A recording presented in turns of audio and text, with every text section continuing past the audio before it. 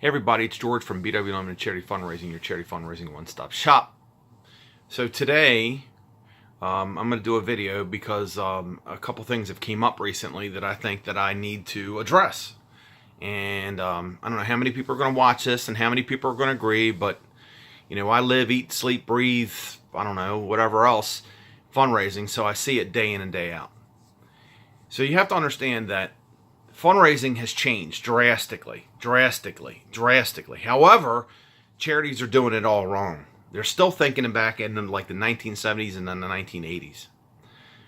Over the past few weeks, we've done events and we've helped charities and we've talked to a lot of different people, and it came to me that I needed to do a video on it, and actually a video where I was thinking, should I do a written video, a written blog, or a video blog? And I came to the conclusion that this morning I would come to the office, sit down, and do a video blog. Now, I'm going to ask you to share this, and I'm going to ask you also to comment below. Give me your comments. Let me know what you think, because it's important that we have this discussion. My role as a charity fundraiser is to educate you. Now, this is not a sales tactic. I'm not selling you on anything. I'm not here to sell you on my stuff or whatever, but I'm here to help you understand charities. Or if you are a part of a group who was planning to do a fundraiser, I want to help you. Now, it's going to come to this. Now, I have a question for you. My question to you is this. If you go to a venue, you go to a place, you're going to have a fundraising event, you go to a venue and they say it's $30 a person to hold an event, right? $30 a person, I don't care how much, say 30, 40, whatever. So let's just say 40. It's 40 a person to hold an event. And you think, well, we're going to charge $60 a ticket. That means you're going to make $20 a person. Let's say you have 500 people. That means $20 a person at 500 people, you're going to make how much? $10,000 on that, right? It's a fixed price. $20 a person, $60 a ticket, it's a fixed price. You know you're going to make $10,000, right? Okay, we agree. Now, keep that in mind. Let's switch over. Now, the other item is this, just remember that now. The other item is this, there's always a contention. This just happened last night. It was last night I was working and I got an email from one of our clients who wanted items, and then they said, well, we got a bunch of great donations and we want to lessen the amount of items because we have a bunch of great donations. So I'm trying to tell her the reality of donated products. So I asked her to call me. So she calls me. This is a young lady from a local charity here in Baltimore who's doing an event for a charity I believe is overseas. And I'm trying to explain to her the reality of donated products. Now, this is the reality of donated products. And I saw it just this past weekend. In fact, my wife benefited from it, if you really want to know. There was a product, a fully donated product. Now, I know this product because my wife is in love with it. And it retails for $200. It's very nice. It was a very nice. In fact, my wife loved it and said she was going to bid on it, and I'm almost positive she would have went up to $200 on it if somebody would have got into a competition. But the reality of it is, we started to bid at $50 on a $200 item, brand new, that the lady was there who donated the item, and guess what my wife got that item for? $50. Nobody bid against her. One quarter of what the retail value of it was. It probably cost more to donate it than it sold for. Hey, we've got this thing in our house now, and it's fantastic. My wife loves it. I love it. My son loves it. $50. One quarter of what it's worth. Retail value, $200. Some of the donated items didn't even get bids. However, 99% of the items that we provided all got bids. 99% of the items all got bids. And you're thinking, well, George, we get to keep 100% of the items. You get to keep $50, but here's the key. We had one travel package, Cabo San Lucas package for 2, 7 nights in Cabo. During the live auction, I sold it 6 times for $1,000. 6 times for $1,000. The charity made, after the cost of nonprofit, $3,000, close to $3,000. $3,000 on one item. Now, you think, well, we got to pay it back, but you also had to pay the venue, didn't you? Wait a minute. There's that venue question again. To pay the venue $40 a head, and you're charging $60, and you make $20, so you've got to pay me for the donated thing, but you made $3,000 on it. Now, there was no fixed cost, because what happened was I started the bid at $600, and I took it up to $700, $800, $900. I'll tell you, $600. How about a bid for $6.5, $700. How about a bid for $7.5, $800. How about a bid for $8.5, $900. How about a bid for $900, $1,000. I stopped. And I said, okay, how many people in here would like to buy this package for $1,000? 6 hands went in the air. I said, sold, sold, sold, sold, sold. However many times I said sold, sold. I did the same thing recently in New Jersey. Same package. I sold it 11 times. 11 times. Now, you have a fixed price at a venue. And the ceiling, you can only hit the ceiling because you're talking about $20, right? You're only going to make $20 because they're charging you $40. You're charging $60. You have a ceiling. You can't make any more. But on consignment items, that's what happens. What does this have to do with each other? Well, what it has to do with is this. Donated product, charities. What you're doing is broke. The way you're thinking, it's broke. It's broke. You're not right. You got to fix yourself. Donations are great.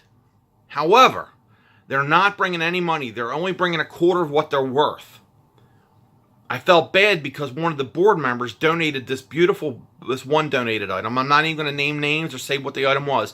This beautiful thing that got no bids. And the starting bid, and this thing was probably worth $200 or more. It got 0 bids. We started the bid out at $20. Nobody bid. $20 for the thing probably worth $200, $300. Nobody bid. No bids. So the reality of it is donations are great, but they're not what you think they are. They're not bringing the money you think they're bringing. The best place to use your donations are in raffles. People will buy raffle tickets. Now, let me tell you the truth. We had one of our raffles that we had, 10 items in. 10 items. And they ranged from all kind of different stuff, but it was probably only worth about, at the most, retail, $300. It brought in $1,740 for $300, $200 worth of stuff. $1,700. Because we sold 174 of this one thing. I'll tell you, a balloon raffle. We sold 174 balloons at $10 a piece. And it brought them in $1,740 for something that's probably worth $200. Now, what does this tell you? Charities. This is part 1 of this video. Charities. Your donations are great, but they're not going to sell for any money. Consignment, here's the other thing. The lady on the phone, the young client said, but your stuff is going to pull away from our other stuff. No, it's wrong. That is completely 100% wrong. People are not going to bid anymore on your item. I'm getting over a cold. Pardon me. They're not going to pull any more. It's not going to pull money away from your item. People are not going to bid any more on your item. That's why charities' thought processes are askew. It doesn't pull money away.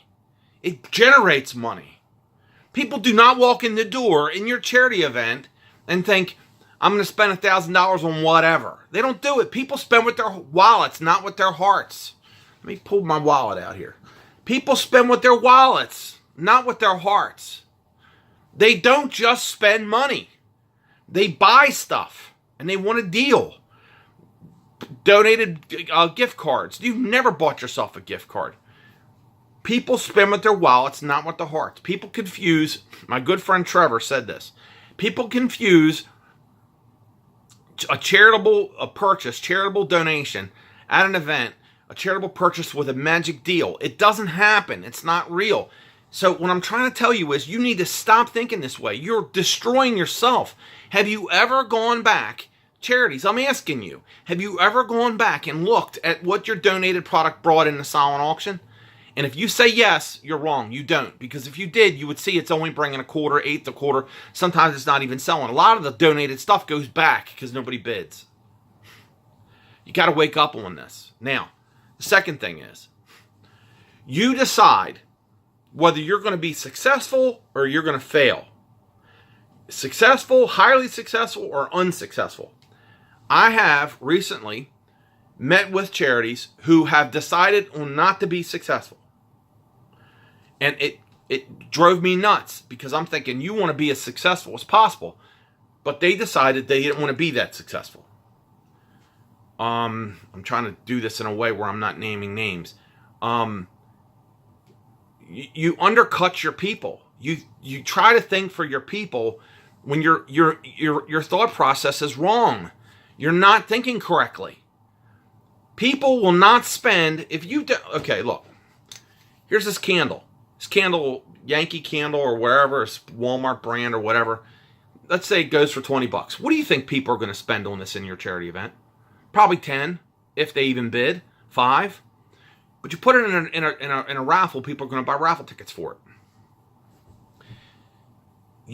If you cheapen yourself because you think that at your event people can't afford it, they're only going to spend it's worth $20. They're only going to spend, let's just say in heaven of charity events, it's only worth $20. They're only going to spend $20 on it. You got to wake up. They're only going to spend $20 on this item. They're not going to spend anything more than that. That is such a charity fantasy that people spend over top of what they normally do, or over retail. That's a lie. That's a charity myth. It doesn't happen. It doesn't happen. It doesn't happen. Prove it to me. If I'm lying, prove it to me. Prove it. Prove me wrong. You decide whether you're going to be successful or unsuccessful. Here's the other thing. I always talk about, and I've done videos and I've done blogs about this before, about training your crowd. You have to train your crowd. You got to train your crowd. Train your crowd to spend up. But I've recently seen charities that are training their crowd to spend down. They're giving them cheaper raffle tickets and cheaper items and stuff like that. You got to train them to spend up. To spend up. If you're not trying to be successful and you're not trying to get them to spend higher, why are you even doing your fundraising event? You want them to get engaged. You need the money. That's why you're doing the damn fundraiser, right? So you got to train your crowd to spend higher. And if they don't want to buy, give it a year. Weed those people out. Get people there that will spend better. Successful charity fundraising, guys, is a trick. It's a trick. It's actually a tactic. It involves a lot of little pieces, a lot of little moving parts. It's like a 1,000-piece puzzle. You have to put it all together. Everything little matters to get that maximum amount of money. You got to understand. Train your crowd to spend higher. If they can't afford that ticket, then they don't buy it. That's all. You're setting the standard. You'll get people. People like a good venue. They like a good menu. They like a nice place. They want good stuff. They want to spend money. How do we sell 174 balloons for $10 a piece? Because we demanded it. We sold it and sold it and sold it and sold it for $10 a piece until they made $1,740 and we sold them all. Somebody said in one charity event, look, these people are paycheck to paycheck. But then we come to the live auction and I sold the Cabo San Lucas trip for $1,000 6 times. Because you're trying to think for your crowd. You're trying to think what they're going to spend. You don't know what they're going to spend. You don't know what they're ready for. Don't try to think about it. Remember, donations are best used in raffles. They're bringing a quarter of what they're worth. I mean, I see it time and time and time again. I could give you studies. I could post silent auction bid sheets after silent auction bid sheets after bid sheets after, and show you what I'm saying is real. But you've got to believe it. You have to adopt it. This is the reality of charity fundraising in 2018 and 2019. We're get ready to get through this season, and we're going through the next. I'm here to help you. And it drives me nuts when I could help more, but they refuse to listen because they are thinking this old way. It's been 15 minutes. My name is George Wooden from BW Unlimited Charity Fundraising, a North American charity fundraising leader in a one-stop shop setting. Check out our website. If I can help you, email me at www.bwunlimited.com. bwunlimited.com. See you next time. Bye-bye.